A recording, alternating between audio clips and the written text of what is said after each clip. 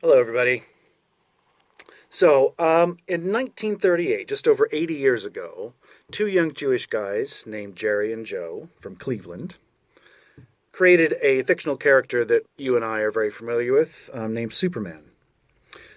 Now, comic books were around at the time, but they were kind of a different animal. Back in those days, there wasn't really such a thing as superhero comics as such. Most comic books were about cowboy stories, westerns, war stories, true crime or non so true, and some ghost stories, a bit of horror, things like that.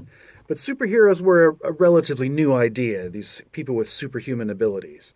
So Superman stood out immediately. And from his debut in 1938, took off like a rocket. Comic books in those days were a big deal. The monthly titles, the more popular ones, would sell somewhere in the region of 1 million copies a month, sometimes more than that, which is tenfold more than the popular titles sell nowadays. They're much more of a newsstand thing. And lots of kids either owned them or would trade them at school and share them around. So most kids were reading comic books in those days. Not only that, but they had newspaper comic strips. Superman appeared in a comic strip in the newspapers. It had a readership of somewhere in the region of 20 million people a week. So he immediately became very well known from his debut in 1938. By 1940, he had a radio serial called The Adventures of Superman. The next year, 1941, only 3 years after his debut, he was appearing on the big screen in a series of animated short films by the Fleischer Studios, which are wonderful little time capsules if you get a chance to watch those. So Superman was very popular almost immediately. And for the subsequent 80 years has been a fixture in modern popular culture that's extremely prominent. I mean, think about name recognition of Superman. I put him on a par with Mickey Mouse. I mean, Superman is known all over the world.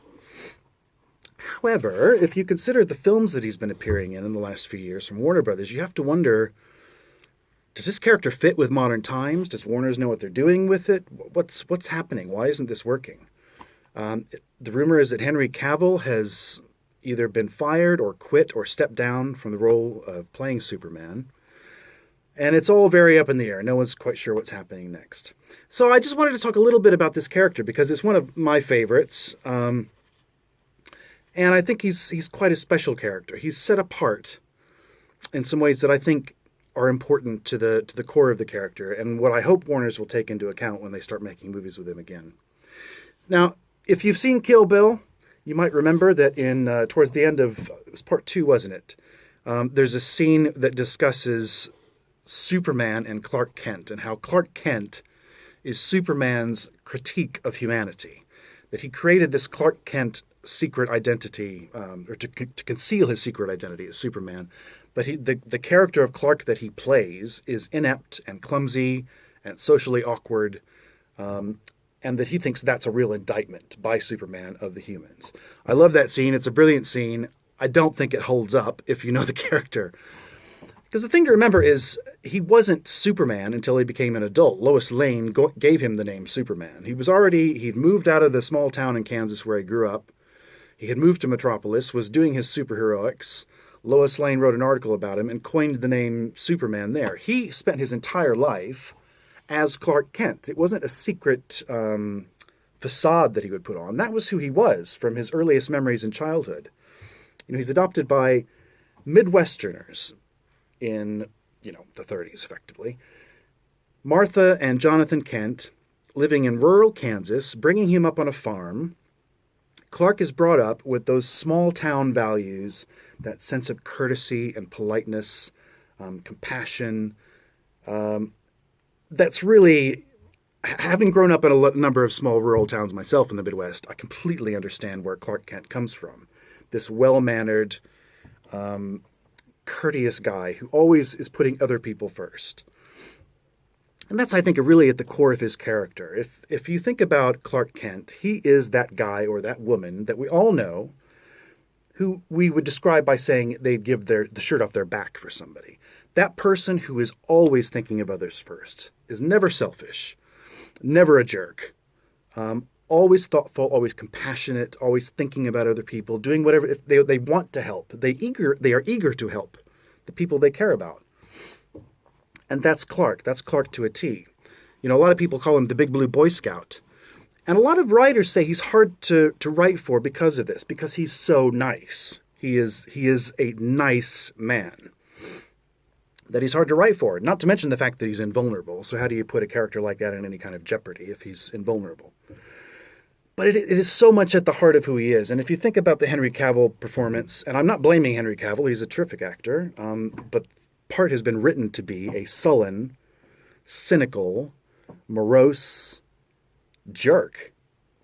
And that upbringing on the Kansas farm from the Kents. And the Kents, remember the story, they knew that Superman, or Clark, had superhuman abilities from a fairly young age. They knew that this kid was super strong, super fast. And so they were especially determined, explicitly, to make sure that he was raised to be a compassionate person. That these powers weren't going to go to his head. He wasn't going to become full of himself and arrogant and think he should be running things. That they wanted to make sure that this powerful individual grew up to be kind, that grew up to be compassionate, that grew up wanting to help other people. That's why they call him the Big Blue Boy Scout. Think about the Boy Scout oath, if you know it. And part of that oath is to be, let's see if I can remember it, it was helping other people at all times, staying physically strong, mentally fit, or something like that, and morally straight. And that's Superman to a T. So instead of turning him into this rather glum jerk who's been in the few films that Warner's has made with him over the last few years. And I'll give you an example of what I mean. There's Jonathan and Martha Kent, his adoptive parents, are really at the core of his sense of self and the person they raised him to be. In the storylines, often Jonathan Kent is said to have died fairly young, so that Clark grows up with Martha as kind of a single parent for much of his youth. And in the film, I think it was Batman versus Superman that came out a few years ago, you get a scene where Clark goes to Martha for advice. And I thought, oh, maybe she'll finally tell him to cheer him up. And so he comes to her with all of his quandaries and his depression and everything. And what does Martha say to him? She says, "Clark, you don't owe these people anything." And I thought, Martha! So I don't feel like they get the character and what makes him so appealing. I love the character because he's somebody to aspire to. A writer named Joe Straczynski tells a great story about him being at a convention in front of a life-size Superman cutout. And this woman in front of him had her bag snatched, and the guy runs off with her bag, and the writer, Joe, says, "He was right there. I couldn't not do something. So I ran after the guy and I jumped on him and tackled him and got the lady her purse back." Superman is meant to inspire you. He's the best of us. He's kind. He's the superhero that everyone should aspire to be. And that even if you didn't have his powers, you would hope to be as good a person as he is. And you want him around. You want to, he's the kind of character you think, if I met Superman, I would want to be his friend. And the thing is, he would probably want you to be his friend too, because that's the kind of guy he is. There's nobody that he wouldn't want to be friends with. So I hope, looking forward, that Warner recognizes what makes this character, what has given Superman, Clark, 80 plus years at the top of the intellectual property value chart. If you've got a property with the name recognition on a par with Mickey Mouse, and you can't figure out how to make it work for you, then there's something wrong. They are wasting one of the biggest properties on Earth. So, please, Warners, remember what makes Superman special and why people love him so much. And in the next time you put him into a movie, maybe have him smile occasionally. Just a thought. Thanks for listening.